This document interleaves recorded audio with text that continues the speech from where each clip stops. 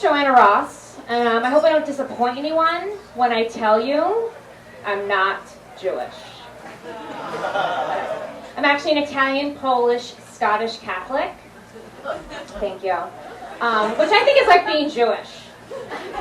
We're always yelling, bitching, eating, feeling guilty, making you feel guilty, feeling guilty about making you feel guilty, drinking, and not giving blowjobs. Which I don't really feel guilty about. I'm not going to lie to you guys, though. I've actually posed as a Jew. With my last name being Ross, people just assume that I am. When they invite me to a temple, a seder, or a bris, I just show up. No questions asked. But I don't really stay too long at the bris. You know, I usually leave when they cut the cake. Or anything else for that matter. I don't need to pretend I'm that Jewish. Because let's be honest, in the comedy world, being Jewish is like being royalty. It's kind of like being Asian and in porn. Yeah, which I should know. I pretended to be Asian too. You guys are warm and friendly. I like it. So I'm going to practice coming out to you guys because I need to come out to my family. Because I'm sick of the lies. I'm sick of calling them my friends. And I need to come out of the closet and tell them that I am not a virgin anymore.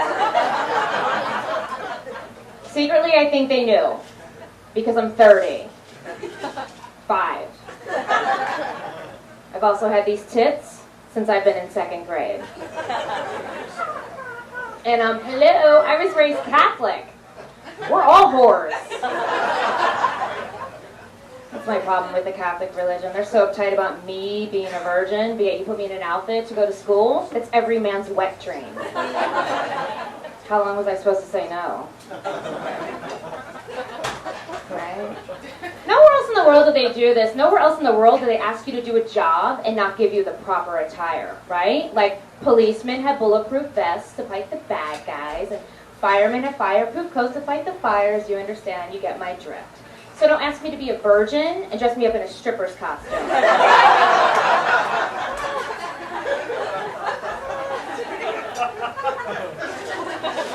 Besides, what did they think was going to happen? The only training I had was being on my knees for hours. And saying, oh God,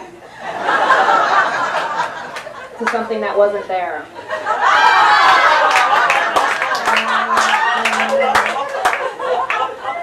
All my Catholic people say, what?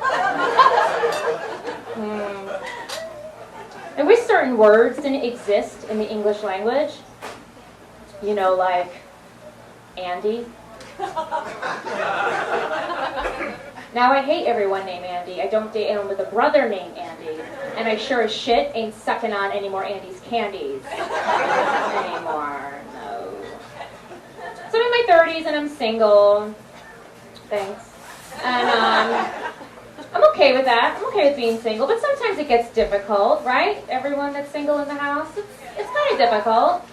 Like when I went to go look for an apartment, I was filling out the application and the landlady looked at me and she goes, you got husband, you got husband, you got husband, right? And I was like, no. You got boyfriend, you got fiance, right? I was like, no. You gonna be here alone, you gonna be here alone, you got no nobody, you got no nobody, you got no nobody, you got no Valentine? And I was like, I get it, bitch. Single. Here's the thing, no one prepares you for being alone and in your 30s. No one in sex ed told me that as women get older, that we get hornier. Understand why everyone bought me a vibrator for my 30th birthday. I just didn't think I'd have to use them all. Like, where's the life skills class? Where's the life skills class in dating in your 30s? Because there's a point on every date where pretending I'm not a mess gets to be too difficult. And being the Catholic whore that I was raised to be is a lot easier. My friend told me there was 5 stages in a relationship. I was like, oh my God, I thought there was only 2, fucking and not fucking. Maybe there's 3. All my friends are becoming cougars. Trying to talk me into this? I don't even like younger people. I like to date older guys, like really old, like old. But why do older guys feel the need to tell me about all their ailments? I was dating this guy, I'm like, how are you? His reply was, I have high cholesterol. That wasn't the answer I was really looking for, but thanks. See, here's the thing, I don't need to hear about how you need to cut bacon out of your diet, your high blood pressure, or your latest prostate exam, okay? All I really need to know is if I come over tonight, are we going to end up in the emergency room?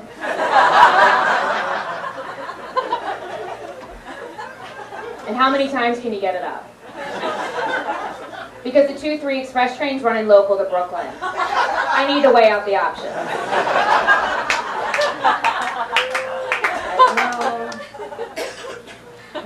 Relationships. They must be tough. I mean, the way I see it, you only have two options, right? You can either hold out for a great relationship or have sex right away, like tonight, and be satisfied. I don't really trust myself to make that decision, so I ask my friends.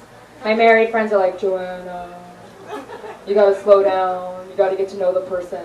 You can't just have sex with them right away. My single friends are like, did you come? That's it. And then nobody wants to be the bad guy, right? Nobody wants to be the bad guy in a relationship. Here's a way not to be the bad guy.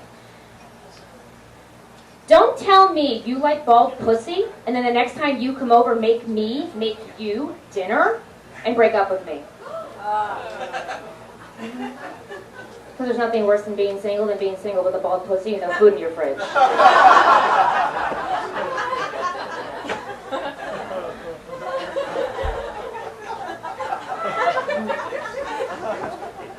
How many of you ladies out there do get bikini waxes? This should go over really well. And how many of you think that your wax lady might have molested you?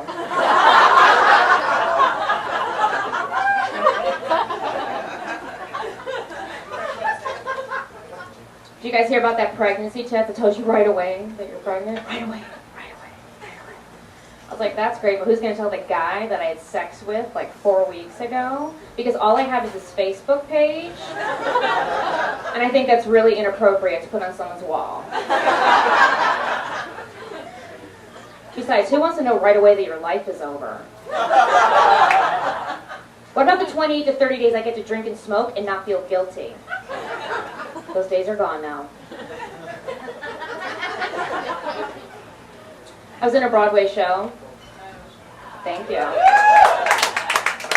It was Footloose, if you wanted to know. My parents came opening night. The next night, my siblings show up. My mother got them a limo. Because we're from New Jersey. What? Yeah. And then my mom was pissed when they showed up drunk. First of all, Mom, we own a liquor store. Okay? That was their first stop. Secondly, now they have a driver. Why wouldn't you show, right? We all get drunk. So my brother shows up to the bar and orders shots. I don't know how many of you guys went to a Broadway show. There's no shots. There's no shot glasses. My brother-in-law heads over to the paraphernalia table and buys $400 worth of Footloose shit for kids that he doesn't have. Intermission rolls around, my brother-in-law pukes at the Richard Rogers Theater in the orchestra section, just in case you need to know. And after the show, my sister is pissed that he's not there. And she talks my brother, the drunkest one of them all, to go check on him. So just in case you wanted to date me, here's a little glimpse of what might happen in my family. My brother goes over to the hotel, finds my brother-in-law passed out, half in the hallway, half in the hotel room. Jumps over him, goes to the bathroom, takes a piss, and leaves. Now I decided that being Catholic means don't talk about sex, but it's okay to have a drinking problem in public. I used to be a bartender, but I hated being surrounded by alcoholics. So now I teach yoga to kids. And I'm pretty certain I'm the only alcoholic there now. Yeah. You know who's really mean? 5-year-olds. This little girl, Katie, looked up at me. She goes, "You have a mustache." And I was like, "No, I don't." She goes, "Yeah, I think you do." And I was like, "Yeah? At least I still don't wet my pants anymore." On purpose. I teach kids that they're at that age where they're finding things in their pants. That's great. Don't find it in my yoga class. They also know the terminology for their junk now. And they try to sneak it into every conversation. I was teaching these kids and I was like, "Look forward at your hands, not back at your feet. Look forward at your hands, not back at your feet." This little boy, Oliver, goes, "Yeah, look forward at your hands, not back at your penis." And I was like, and moving on. You use every body part in every pose in yoga. And that little shit Oliver goes, "Even my penis?" That depends. Does it work? Don't test me, 5-year-old. Little girls are worse. Once they know this is their vagina, they can't stop talking about it. Little Olivia ran up to me and said, "My doctor told me my vagina has an infection." I was like, "So do I. So why don't you run to your cubby and get your medication? Because I don't have any health care."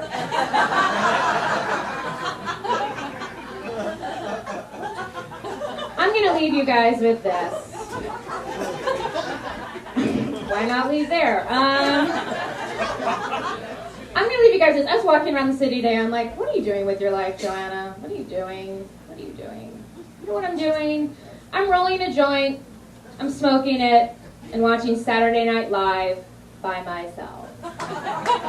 Thank you.